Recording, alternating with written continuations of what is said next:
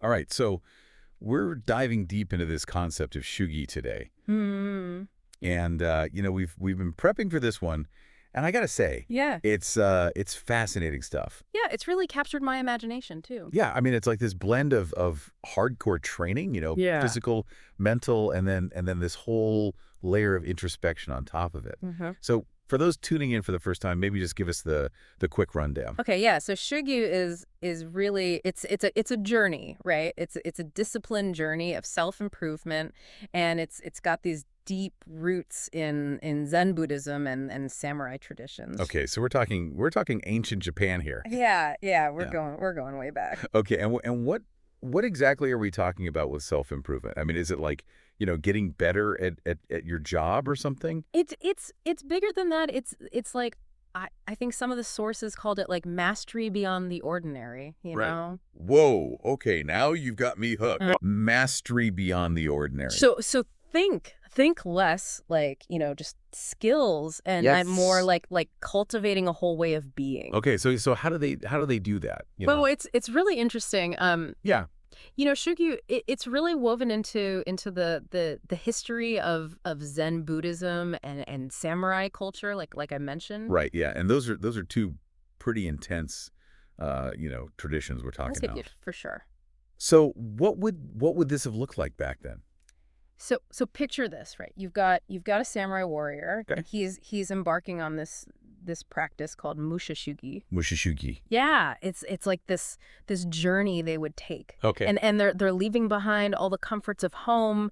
They're traveling across the land. Mhm. They're facing like harsh conditions, challenging opponents. So it's like a physical challenge. Yeah, very much so. They're pushing their physical limits. They're honing their swordsmanship, testing their resilience, you know? Yeah, for sure. But it's more than just the physical stuff. Right. It's about forging their character, their inner strength through these experiences. Right. So there's like a mental component too. Yeah, absolutely. Okay. So they're pushing themselves to the limit physically and mentally, but what's the end goal here? It's not necessarily about becoming the ultimate warrior or anything like that. Although that's part of it for the samurai. Right. But there's this concept of sahana. Sahana. Yeah, it's about approaching your training, your practice, your life really with this focused intelligence. So Yeah. it's not just, mindless effort or brute force. Right. It's about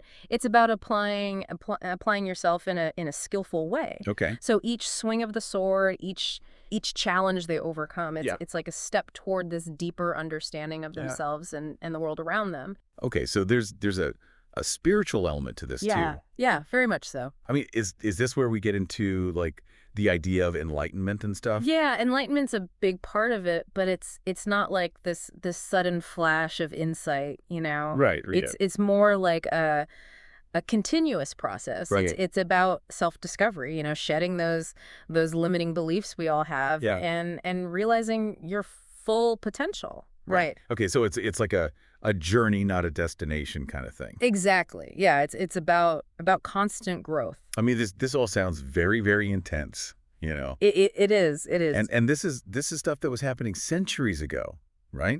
I Well, mean, does any of this really apply to us today? I think it does. I mean, Yeah. think about the challenges we face in modern life, right? Yeah. I mean, there are plenty of those. Exactly, like the pressure to succeed, at work or in your personal life or just finding balance, Yeah, for sure. with everything that's going on. Yeah. And Shuggy, I think it reminds us that growth, real growth. Yeah.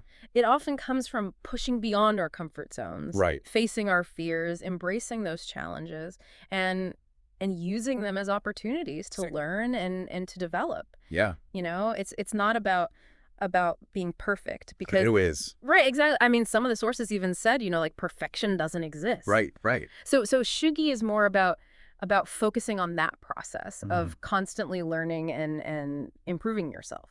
Okay. Yeah. That makes a lot of sense. Yeah. I think what I'm really finding fascinating here is this idea of combining the physical discipline with the introspection. Mm. It's like you're working on it on both sides of yourself at the same time. Yeah, you're training your body and your mind in this really holistic way. Yeah. Yeah, it's not just about what you do, it's about how you think about it too. Exactly, and how you reflect on those experiences and grow from them. Yeah, and that really seems to be where the power of shugi lies, you know. Absolutely, I think so. It's not like a set of rules, it's Mhm. it's like a framework, for Mhm. approaching life in a more mindful way. Yeah.